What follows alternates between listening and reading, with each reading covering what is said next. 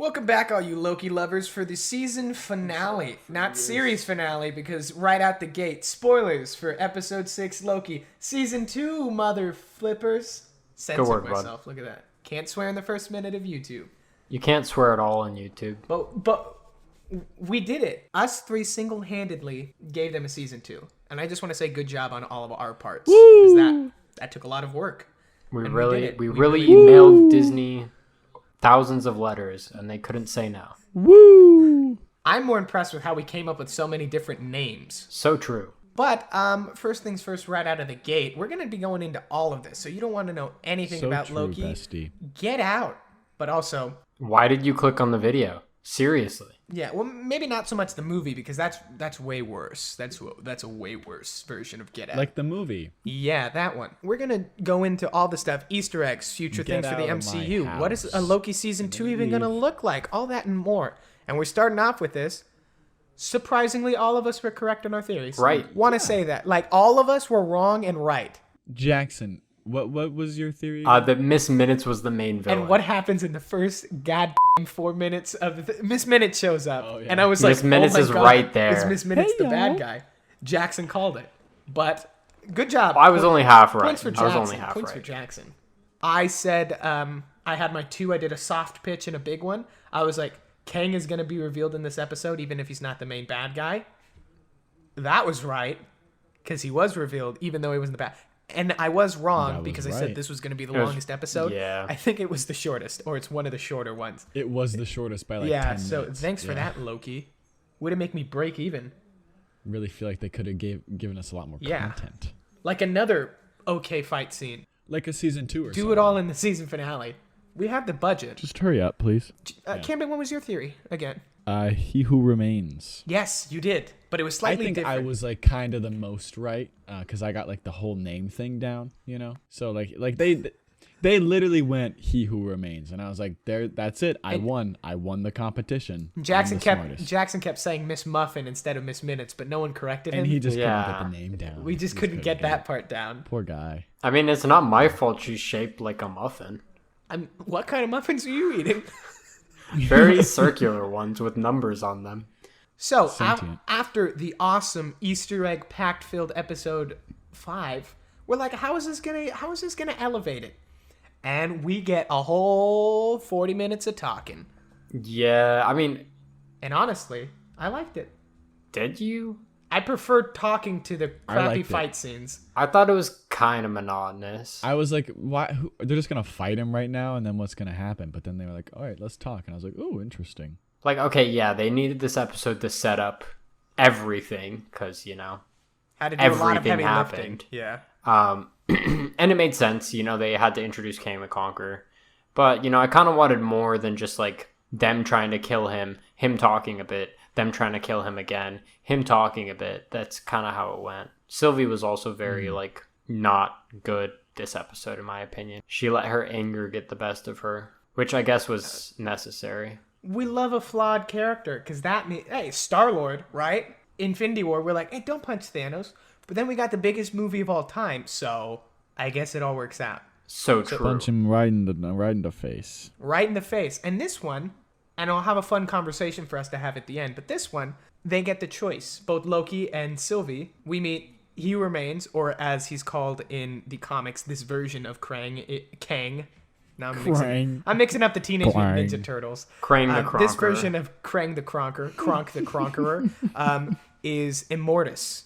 He's like, he's not good, but he's the most good of the Kangs. Like, we see it in the way that he's talking. He's like a little cuckoo for Cocoa Puffs at this point, because he's been doing this for whoever knows how long. Like infinity. All time. Always. We did that. That's it. We did it. Short episode. It's 5 minutes long. Good game, everyone. So the thing that I think was interesting is that they did the basic origin for Kang, where in the comics and everything, he is Mr. Fantastic's child, Nathaniel Richards, who is like, in the comics, like the most powerful being, super mutant, things like that. I am excited and a little confused because He Who Remains is of an African American descent. So that means we're going to get some social justice warriors upset and very happy about a culturally different casted Fantastic Four. But again, that could just be a different universe. And that could just be that version. Doesn't matter. Which would be like, I mean, that's pretty much how it is. But then you have to run the question of, how come every other version of Kang looked like Nathaniel, and then we got this other dude for the main MCU? Like, they're going to have to be careful with how they do it. Because if every Kang looks the same and then they recast it for whoever Mr. Fantastic's child is, might look bad on Marvel's part. Well, you know, I mean, Maybe a little. At the end, we see a statue of him. And that's a different universe than the one that they were just in. And he looked the same. So, you know, it's probably I think they're going to try and keep it the same. Yeah. Yeah. But that was also interesting. Because when Sylvie pushed Loki through, she nabbed Immortus's little time stopper thing. She didn't pinpoint anything. She just sent him away. So that's not our Mobius and our everything else in the TVA. That's a different realities version of the TVA, which is different than the comics, because the TVA, and that's what I thought they were going with in the beginning, with how they set up the TVA in this series, is that it's not connected to time. Well, because it was only on the sacred timeline. Yeah, but it appears that the TVA will exist as a different entity in every multiverse, which could be interesting, but could get confusing. Does that mean in earlier episodes, when a branch happened, a whole new TVA kind of sprung up? And maybe that's why they pruned them off. Because it's kind of scary, because what if they just come to existence and are like, yeah, let's prune the... Well, maybe like timelines and like a separate universe is different, though. And maybe like when it's a small branch, it's just like a branch of the timeline. But if it keeps going, then it becomes its own universe. Like maybe not yet. Maybe it's just like the same TVA in that timeline. Yeah. But like if it branched off, then it would. I don't know. Because just a theory. It's just a game theory. That's what our show is. But yep, it is the version that Loki went into at the end of the episode. Is that going to be all of season 2? And it's just we're dealing with evil Kang in that reality? Or is that the end all be all for every reality now because Kang has been let loose? Interesting. Kind of thing. Like, I don't know how they have a lot of flexibility with how they could tell it. And I hope they do like a little more delving into it than what they did with the first Sylvie bombing the timeline. Because we all thought there was going to be more out of that, but that didn't spark anything really. It didn't, yeah. Yeah, kind of lame. Yeah, and then you're like, oh, I thought that was going to be the multiverse. But it paid off because this is how the multiverse happens. And I thought it was very visually interesting to look at. It was just like a nervous system that just continued to spread out. It was so cool. Yeah, everything in this episode was very visually pleasing. Even the castle, you know, like they have that long shot of the whole castle, and you're like, wow, this really like sets the tone for the episode. This really is a Loki. This really is the Loki castle of Krang the Conqueror. From the Loki Disney Plus Loki show, hit show Loki. So now we know for sure that Loki falls perfectly into the multiverse saga that they're setting up for these next 5 projects or so. Because beforehand, we're like... I got a theory. What's your theory? It's a big one, so I don't know. Never mind. It's too big. Don't do it. Too big. We don't want to hear it now. So people think that the thing that he doesn't know, like that, I don't know what to call him. I'll just call him Kang. The thing that Kang doesn't know, like he's like, oh, I don't know what's happening now. People think it directly correlates to WandaVision when she like defeats Agatha, and like when Agatha goes like, you have no idea what you just released. People think that that's what he didn't know up until that point. Like he doesn't know what happens after that, because if you start the episodes at the exact same time, there's a scene in Loki where Kang like picks something up, brings it over and drops it, and it happens at the same exact time that Wanda like picks Agatha up, throws her and drops her. And then people think from that point on, he doesn't know what's going to happen. And that's what causes the multiverse to break out. Like it was the events in WandaVision, and he didn't know how to account for like a Nexus being. I think that's an interesting thing to bring up. I do think that's an interesting to bring up. I don't think they're doing it that exact. You shut your mouth. I'm right. Well, I got it right last time, so I'm going to be right this time. You did get a name drop correct, so... He who remains. They But- said it They went Camden, he who remains. And I was like, thanks, guys. I know you're looking out for me out there at Marvel Studios. I was really confused watching the episode because I was like, how do they know They him? looked directly into the camera. It was weird. They showed up at your house, and it was actually live. Your live reaction to them saying your name. It's They crazy. recorded it, and now it's up on YouTube. Loki was there, believe it or not. No way. Which one? The one from Norse mythology. Oh, that's weird. So That like guy a little sucks. underwhelming. Yeah, he didn't really speak English. Yeah, he banged a horse. Weirdly. That's canon. Who hasn't? All right, let's not touch on that subject anymore. So when we brought down to it, we don't get so much of the Mobius or TVA thing. So it's a little underwhelming because you think Mobius is going to destroy everything, but their plan is to just show all the agents that even Renslayer is a variant of someone else. Mm-hmm. But Renslayer appears to be more of a aware variant because she has a bunch of artifacts in her room, and one of them is the pen from the high school she taught at. Yeah. So I don't know if she always knew, or she was like, it was like a back of her head kind of thing. But I think It didn't seem like she really knew. Yeah. It seemed like she pieced it together throughout the episode. But I really did enjoy her conversation / fight with Mobius. I thought it was very interesting. And I think the outcome of it all was pretty cool too. And I think it sets up a lot for season 2. Yeah. Even if, because they could do something where they do no development of these characters in the Loki show, but in the other projects, like we might not see Mobius or Renslayer or anything in Ant-Man and the Wasp Quantumania or anything like that. But season 2 is where it's going to be happening. So we'll get all that answered anyways.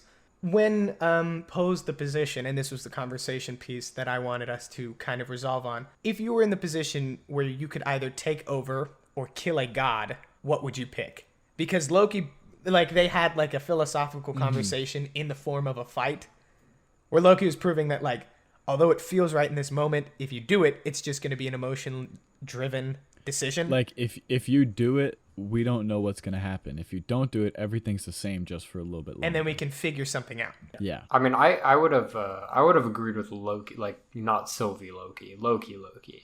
Nice save. Because I would have taken over the timeline. yeah, because I think that was the smart thing to do because they could just pull another Kang and the next people that find them be like, hey, you want to take this over, and then they take it over, and then you're Or they could just run it for a little bit while they figure things out and decide if it would actually be a bad thing to let loose the multiverse. Yeah. But I would take over the timeline just because I think it'd be funny. Like, think of all the possibilities there. You know what I mean? Like 6. You could give someone that you hate like such a tiny penis, like so small. Doesn't matter what they And are. if they have a big one, you prune their timeline. That's just how it goes. Every version of that being must have a tiny penis. All right, that's fair. But when they're on that place where you go and you're pruned, they're forming an army. You better watch out. The tiny meat gang. No. The large meat gang. Oh, gotcha. Nice. Yeah. Okay. Well, I just was curious because, like, it seems like you'd want to play it safe, especially with something as big as, like, the timeline. So it was interesting to see, like, how Loki was trying to not really even be a good guy, but to do something rational. Mm. But it was cool. I mean, My question is, so the sacred timeline is like kaput. a loop? Yeah. Right. It's a loop. So it's like it's a fully continuous thing. Time is constantly happening and not happening all at once. Like it's an instantaneous thing that people experience over a long period of time, right? Yeah. But like time itself is just constant and like all the time. I think it was established in Endgame that you could just go to any point in the time and it would still be there. Like, Because Like- it just makes like a different future. So every moment in time is playing at every moment. You're just Yes. in one moment of time, if that makes sense. It's like a fourth dimension type thing. Yeah. But anyways, what I was saying, right? So if time is infinite, when these timelines start branching off, they're also infinite. Like it's not like they are like growing because time doesn't exist. So like they either are there or they aren't. You know what I mean? And the time is always happening. So if that's true, that means that all of the Kangs have already been created, which we've seen. Yes. So why haven't they figured out about the guy who was controlling the sacred timeline? You would think that that's something they would have figured out because they are Kang themselves. And so why then weren't they immediately there once the multiverse started breaking out? Why are they taking time? And I think that might be like what was happening is that like the TVA was not like a wall, but more of like a buffer. Yeah. So once one is able to get through, all of them are able to get through. Mm-hmm. And as we were told through that backstory, not all of them are evil, but the most dominant ones are. So maybe we might see one or two of them that are like trying to help out. But overall, question for you guys. Yeah. Do you think that Kang is like the next big bad? Because I don't think he is. I absolutely think he is. I think he is. I think that's what's going to be addressed in Multiverse of Madness, no? Or at least Quantum Mania. That's my point. I like, yeah, he's going to show up in a few movies here and there, but I think he's going to kind of be like an amplified version of what Loki was in like phase 1.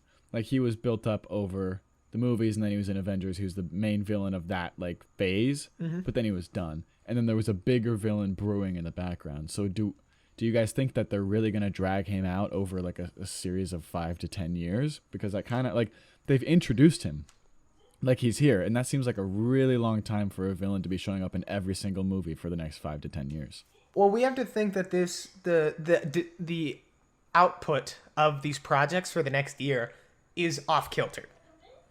Black Widow should have came first, then WandaVision, then Falcon and the Winter. Like all of the releases were staggered. So I think up until we get to the end of this year, where they can start things over with the following year, either with Hawkeye or with whatever movie comes out first. I think from then on, we might not see as much Kang up until the next movie, like Doctor Strange or something like that. But because Loki came out before Which the I'm so Eternals excited for. or Black Widow or things like that, it feels sudden. But if we look at it through the release of how it should have been, this is like the 6th or 7th project, which is kind of like how a phase is. That's how it was for like the first phase. So this is like they the just were Avengers. releasing them slower. So it's kind of just like a more rapid like progression through the phases. Like they can do multiple projects a year. Yeah. Whereas in the past, like they did like one a year. And that's what we talked about beforehand, where they could do like compact sagas, where it will be like a which is full maybe why they phase. don't have to do those like 10-year contracts anymore. Yeah, and that's why they can do these whole phases within a span of 1 to 2 years. God, if only our lovely listeners knew about this from our amazing and award-winning podcast, Roomies Talking Movies, available where all podcasts are. Oh, wait. They can. Well, the last thing we have to really talk about is what comes next. And I strongly believe, based off of how Loki ends, What If is going to connect. I don't think they're going to be one-offs. yeah. I think they're going to show how this explosion of the multiverse affected these What If universes. So that's like the debate. Like, is it going to be canon, or is it just going to be like, we wanted to let the writers have some fun? I think it's going to be canon now. I It's gonna be like, I think look it's at gonna be everything canon. that could happen. And my prediction is they're going to get rid of the multiverse in a few movies. Probably. They don't want to have it open for too long because it could cause way too many put them issues. all into like 1 or 2 or 3 timelines. I think we'll have a quote-unquote multiversal war, and it will like funnel some of them down. There will still be a quote-unquote multiverse, but it will be like 10 to 20 instead of infinity. Because they could just be like, why don't we just bring Captain America back? Or things like that. Like, they have to do a really delicate job with this in order to not deal with, just go to another universe where it's solved.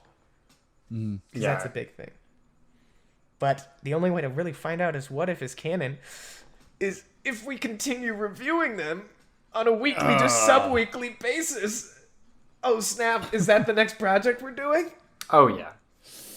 Oh, We're probably gonna break it up more so like the Bad Batch, where we'll release it every 3 episodes or so, because there's like 11 of them or like 14 of them, so we don't need to do it every week, because that would be like half a year's worth of stuff, and we don't need to worry about that. But every few episodes will fill you in on what's going on, just like we have with Loki. Jackson, go ahead and plug in our pages, the socials. the socials. The socials. All right, so we Plug got in our social security numbers right now. All right. Put them on the screen. Camden, go. 739-42-8235. That's too realistic. Good work, bud. But no, for real. Our Twitter is at Roomies Movies. Our Instagram is at Roomies Talkin Movies. Our YouTube is at Camden Powell. Camden Powell, can you attest? Yeah, I could attest for that. Okay, good. Thank God. I was a little worried. And we're also on every single podcast platform. Like all of them. It's really strange how many we're on, but we're there. We're on every single forum. Even Smoke Signal. We don't know how we did that. We didn't sign any deals.